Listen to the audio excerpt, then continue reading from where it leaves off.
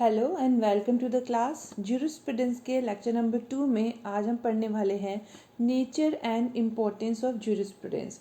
तो ज्यूरिस्प्रूडेंस का नेचर क्या है, देखिए ज्यूरिस्प्रूडेंस को अलग अलग तरीके से समझाया गया है। ज्यूरिस्प्रूडेंस के नेचर की अगर बात करें तो ये दूसरे सोशल साइंसेस से बिल्कुल एकदम अलग है। दूसरे सोशल साइंसेस का मतलब जैसे हमारे पास फिजिक्स होता है, जैसे केमिस्ट्री होता है, या जैसे हमारे पास और मैनेजमेंट होता है और दूसरे बिहेवियरल साइंसेस होते हैं, उनसे ये साइंस जो है वो अलग होता है। वो इसलिए अलग है क्योंकि ये कोडिफाइड नहीं है, इसे किसी कोड में बांधा नहीं गया है। जैसे जैसे सोसाइटी ग्रो करती चली जा रही है वैसे वैसे ज्यूरिस्प्रूडेंस भी ग्रो करता चला गया। मीन्स इसकी कोई लिमिटेशन नहीं है। अब आप देखिए, जब हमने बात की, शुरुआत हुई थी ऑस्टिन से, हॉलैंड से, ग्रे से, और वहाँ से लेकर के अब भी ज्यूरिस्प्रूडेंस का स्कोप चलता चला जा रहा है। बट इसके कुछ भी कोड्स नहीं है। कोड्स का मतलब यहाँ पर ये है कि जिस तरीके से हम सीआरपीसी पढ़ते हैं या सीपीसी पढ़ते हैं या इंडियन कॉन्ट्रैक्ट एक्ट पढ़ते हैं, कोई भी एक्ट पढ़ते हैं, उन सबको कोड में बांधा गया है। मीन्स हर एक सेक्शन को चैप्टर में और हर एक टाइटल के साथ बांध दिया गया है और उसके बाहर कोई चीज़ नहीं मानी गई है। इसी तरीके से जब हम ज्यूरिस्प्रूडेंस की बात करें तो वो थोड़ा अलग हो जाता है। वहाँ पर कोई कोड नहीं है, वहाँ पर कोई भी चीज़ों को बांधा नहीं गया है। इसलिए जैसे जैसे सोसाइटी ग्रो करती चली गई वैसे वैसे ये भी ग्रो करता चला गया। जबकि दूसरे सोशल साइंसेस की अगर हम बात करते हैं तो वहाँ पर क्या होता है, वो जितने भी दूसरे सोशल साइंसेस होते हैं वहाँ पर कोड्स होते हैं। जैसे कि अगर हम बात करें साइकोलॉजी की, तो साइकोलॉजी में कॉन्सेप्ट्स हैं, वहाँ उसके अकॉर्डिंग चलेगा। लेकिन ज्यूरिस्प्रूडेंस में अलग तरीके से चलता है। जहाँ पर हम बात करते हैं, जो ज्यूरिस्ट होते हैं वो अपनी स्टडी को बेस करते हैं रूल्स पे नहीं, बल्कि वो ये सोचने की कोशिश करते हैं कि जो ये रूल्स हैं इनकी यूटिलिटी क्या है, इनकी इम्पोर्टेंस क्या है। इसीलिए कह रहे हैं ये जो है ग्रोथ इसकी जैसे हुई है वो इस तरीके से हुई है जैसे जैसे सोसाइटी ग्रो करती चली गई है। मीन्स कहने का ये है कि ज्यूरिस्प्रूडेंस क्या है, आर्ट या साइंस। देखिए, आर्ट या साइंस की अगर हम बात करें तो ज्यूरिस्प्रूडेंस कुछ लोग बोलते हैं आर्ट है और कुछ लोग बोलते हैं साइंस है। क्योंकि जब हम किसी भी साइंस की बात करते हैं तो उसके नेचर को, उसकी प्रकृति को समझने के लिए कहते हैं या तो वो आर्ट में आएगा या फिर वो साइंस में आएगा या फिर वो दोनों में आएगा। आर्ट का क्या मतलब होता है? आर्ट का मतलब होता है जहाँ पर कुछ लिमिटेशंस नहीं होती हैं, जिसको जो है किसी भी तरीके से कोड में नहीं बांधा जाता है। एक कलाकार क्या करता है, एक कलाकार अपनी कला का प्रदर्शन जैसे भी चाहे वो वैसे कर सकता है। उसमें ये नहीं होता कि आपने चित्र को इस तरह से बनाना है। उस तरीके से साइंस में कोड्स होते हैं, तो इसका मतलब वहाँ पर लिमिटेशंस होती हैं। लेकिन जब हम ज्यूरिस्प्रूडेंस की बात करें, आप कहेंगे रूल्स नहीं है, कॉडिफिकेशन नहीं है, तो ये आर्ट हुआ। लेकिन ये नहीं माना गया। क्यों? क्योंकि यहाँ पर एक फंडामेंटल प्रिंसिपल्स की बात हुई है कि लोग के जो फंडामेंटल प्रिंसिपल्स होते हैं वो ज्यूरिस्प्रूडेंस से उसी से रिलेटेड है। और इसीलिए जो सिस्टमैटिक और साइंटिफिक स्टडी होती है मेथड्स की, कौन से मेथड्स की, जो लॉ की है, फंडामेंटल प्रिंसिपल्स की है, इसीलिए इसको साइंस ज़्यादा माना गया है एज़ कम्पेयर टू आर्ट। तो नेचर की बात करें तो नेचर इसकी कैसी हुई, साइंस हुआ ये एक तरीके से। अब जब स्कोप की बात करते हैं तो जब स्कोप को समझाते हुए कहा गया है कि जो ज्यूरिस्प्रूडेंस है वो दोनों ही चीज़ें हैं, इंटेलेक्चुअल भी है और आइडियलिस्टिक भी है। इसके साथ साथ वो बिहेवियरल स्टडी ऑफ मैन है इन सोसाइटी। ये political, social, economical and cultural ideas को भी इंक्लूड करता है। और एक मनुष्य का, एक मैन का रिलेशन स्टेट और सोसाइटी से क्या है, इसके बारे में भी स्टडी करता है ज्यूरिस्प्रूडेंस।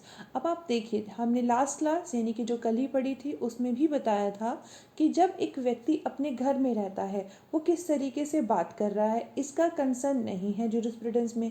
ज्यूरिस्प्रूडेंस का कंसर्न है मैन एक सोशल एनिमल है, तो जब वो अपने घर से बाहर निकलता है तो वो समाज के साथ किस तरीके से बिहेव करता है, क्योंकि समाज में रहने के कुछ कायदे, कुछ कानून हैं, कुछ रूल्स हैं। उन रूल्स के बारे में ही ज्यूरिस्प्रूडेंस बात करता है। और वो स्टेट बनाता है, स्टेट कुछ रूल्स बनाता है और उन रूल्स को मैन को फॉलो करना पड़ता है, because he is the member of the society. So being a member of society he has to obey certain rules being framed by state.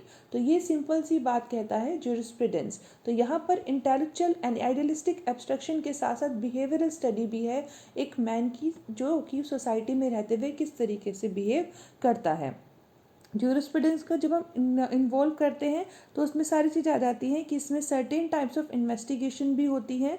जैसे कि सामन ने बताया कि ज्यूरिस्प्रूडेंस में हम कंसर्न नहीं है। देखिए यहाँ पर बोल रहे हैं, इसको डेफिनेशन को पढ़ेंगे। Jurisprudence we are not concern to derive rules from authority and apply them to the problem. Rather, we are concerned to reflect on the nature of legal rules, on the underlying meaning of legal concepts and on the essential features of legal system.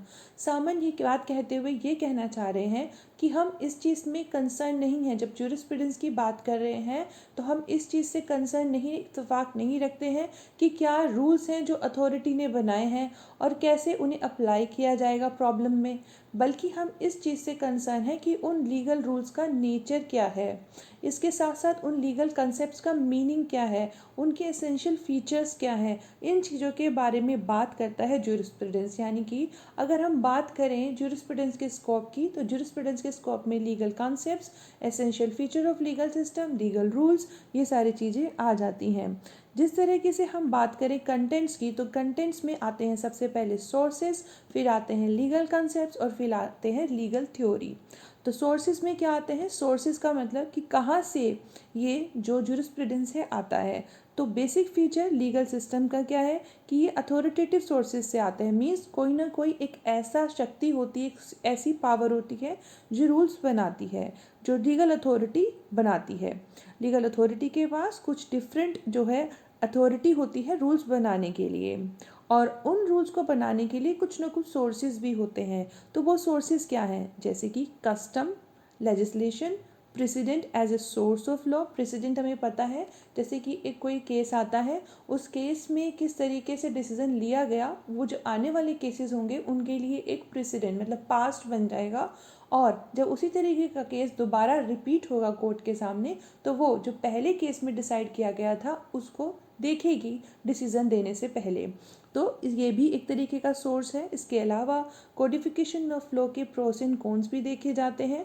Methods of judicial interpretation की भी बात होती है, reasoning की बात होती है, और एडमिनिस्ट्रेशन में जो है इंक्वायरी की भी बात होती है जब हम सोर्सेज के बारे में पढ़ते हैं। फिर लीगल कॉन्सेप्ट पे चलेंगे, तो लीगल कॉन्सेप्ट में अलग अलग तरीके के बारे में ज्यूरिस्प्रूडेंस में पढ़ा जाता है। अलग अलग कॉन्सेप्ट के बारे में पढ़ा जाता है। कॉन्सेप्ट कैसी? जैसे rights, titles, property, ownership, possession, obligation, negligence, legal personality.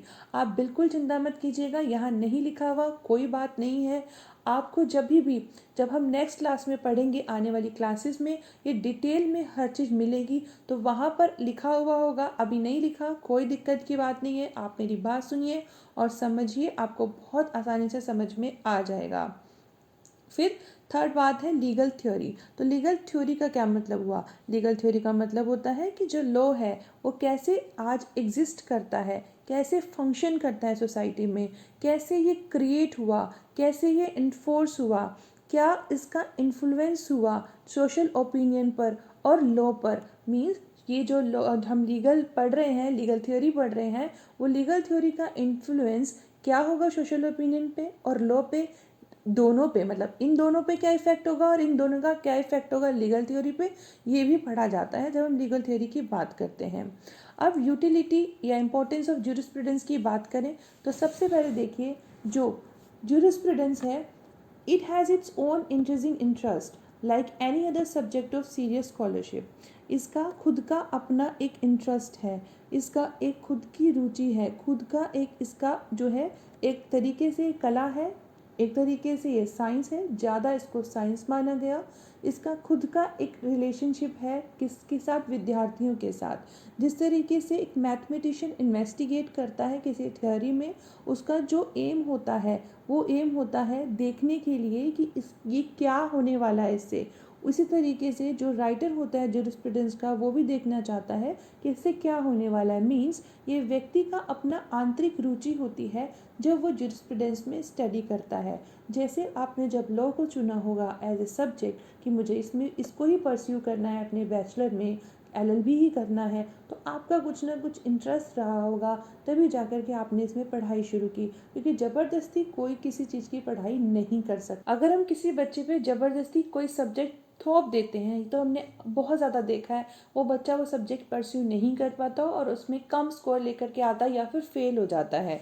तो जब भी हम बात करते हैं जूरिस्प्रूडेंस की, तो सबसे पहले इंपॉर्टेंस ये कि जो भी स्कॉलर होगा, जो भी इसकी स्टडी करेगा, वो अपने इंटरेस्ट के लिए ही इसको पढ़ाई करेगा। फिर आ रहे हैं कि इसकी प्रैक्टिकल एप्लीकेबिलिटी भी होती है। ऑल्दो समझा जाता है कि ये थ्योरेटिकल सब्जेक्ट है और इसका जो है कोई भी प्रैक्टिकल नहीं औचित्य बैठता है, लेकिन ये गलत है। क्योंकि जब हम जूरिस्प्रूडेंस की बात करते हैं तो जूरिस्प्रूडेंस में जो रिसर्च होता है, जो जूरिस्ट होते हैं वो पढ़ते हैं, एनालाइज करते हैं, इन द एंड वही सारी चीज़ें जाके रूल्स बनती हैं, लॉज बनते हैं। इसीलिए ये ग्रेट एजुकेशनल वैल्यू भी रखता है, क्योंकि आज के जो बच्चे हैं जो ये सब्जेक्ट पढ़ रहे हैं, वो कल के लॉयर्स होंगे, कल के वकील होंगे, कल के जजेस होंगे। तो जब वो इन चीज़ों को समझ लेंगे कि ये क्या सारी चीज़ें बोली जा रही हैं, तो वो इजीली आने वाले टाइम में क्या करेंगे, एक अच्छे लॉयर, एक अच्छे एडवोकेट, एक अच्छे बन पाएंगे, क्या ज्यूरिस्ट बन पाएंगे। अब नेक्स्ट इसका है कि throws light on the basic ideas and fundamental principles of law in A given society. ये जो जूरिस्प्रूडेंस है वो ये भी बताता है कि एक सोसाइटी में क्या आइडियाज़, क्या fundamental principles related to law follow किए जाते हैं। इसीलिए कुछ स्कॉलर इसको ये भी कहते हैं कि ये आई ऑफ लॉ है। जिस तरीके से हमारे शरीर में आँख एक इम्पॉर्टेंट रोल प्ले करती हैं, ऐसा रोल प्ले करती हैं कि अगर किसी की व्यक्ति की आंखें नहीं हो तो उसका जीवन अधूरा हो जाएगा, वो इस दुनिया के कलर्स को, सुंदर सुंदर चीज़ों को नहीं देख पाएगा, जीवन नीरस हो जाएगा। कह रहे हैं बिल्कुल इसी तरीके से अगर जूरिस्प्रूडेंस नहीं होगा तो लॉ जो होगा वो कुछ भी नहीं देख पाएगा। अब नेक्स्ट हम बात करते हैं कि ये क्या कहते हैं कि ये जजेस लॉयर्स को दिखाने में कि जो अलग अलग तरीके से लॉज पास किए गए हैं, लेजिस्लेचर ने पास किए हैं, वो क्या कहते हैं, उनका मीनिंग भी डिसाइड होता है जूरिस्प्रूडेंस के थ्रू। या बात करें रूल्स ऑफ इंटरप्रिटेशन जो बताता है, वो जूरिस्प्रूडेंस ही बताता है। जो लॉज हैं, जो कानून हैं, वो कानून क्या कहते हैं जो लेजिस्लेचर ने पास किए, उनका मीनिंग क्या है, उसको समझा जाता है जूरिस्प्रूडेंस के थ्रू, क्योंकि jurisprudence rules of interpretation provide करता है। फिर नेक्स्ट है, it helps in rationalising the thinking of the students and prepares them for upright civil life. इसके अलावा जो स्टूडेंट्स होते हैं, स्टूडेंट्स ऑफ लॉ, उनको ये प्रिपेयर करता है रैशनलाइज थिंकिंग के लिए। रैशनलाइज थिंकिंग का मतलब ये है सही गलत की पहचान के बारे में बताता है, और ये बताता है कि जो लोग हैं वो किस तरीके से काम करते हैं और फिर या किस तरीके से सोचते हैं। क्योंकि हमने अभी पढ़ा कि बिहेवियरल स्टडी की भी बात करता है कि जो एक समाज है वहाँ पर लोग किस तरीके से पढ़ते हैं, किस तरीके से जो है किसी भी तरीके का बिहेव करते हैं। जैसे कि हम अगर पढ़े, हम क्रिमिनोलॉजी की बात करते हैं, तो क्रिमिनोलॉजी भी एक तरीके का वो साइंस है जहाँ पर क्राइम के बारे में स्टडी की जाती है। तो वो बताते हैं कि एक व्यक्ति का जो माइंड ही इस तरीके का होता है कि उसके दिमाग में कई चीज़ें आती हैं तो वो क्राइम करता है। जैसे हम अगर क्राइम की भी बात करते हैं तो उसमें मेंस रे बहुत इंपॉर्टेंट है। मतलब कि एक व्यक्ति के दिमाग में विचार आया, उसके दिमाग में ये बात आई कि मुझे ये चीज़ करनी है, उसकी सोच, इंटेंशन जो होता है वो बहुत बड़ा रोल प्ले करता है क्राइम में। बिल्कुल इसी तरीके से उस चीज़ को समझने के लिए प्रिपेयर करता है जूरिस्प्रूडेंस स्टूडेंट को। फिर आता है, it also helps legislators to familiarize them technicalities of the law and legal परसेप्ट्स।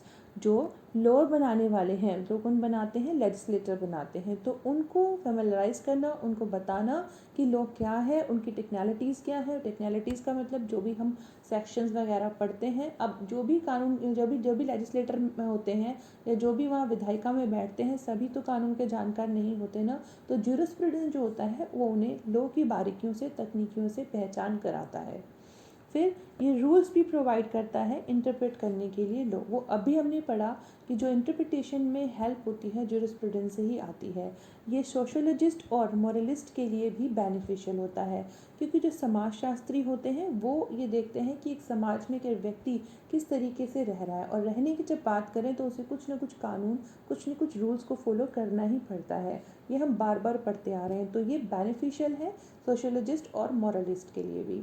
It enables a person to acquire the principles of English jurisprudence speedily and accurately that he possibly could have acquired them had he begun without the preparative discipline.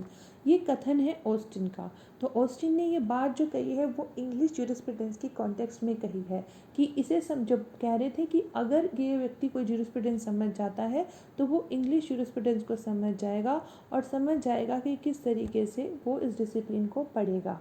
तो इसका मतलब वहाँ पर तो सिर्फ यहाँ जो Austin ने बताया वो इंग्लिश ज्यूरिस्प्रूडेंस के बारे में बताया, बट अगर हम इसको एक तरीके से सभी को कंसीडर करके लें तो यहाँ पर ये बात मानी जाएगी कि ज्यूरिस्प्रूडेंस के थ्रू एक व्यक्ति समझ सकता है कि जो हमें नॉलेज गेन करनी है लॉ के बारे में वो किस तरीके से करनी है, किस तरीके से वो शुरुआत करनी है बिना किसी डिसिप्लिन के बारे में प्रिपेयर किए हुए।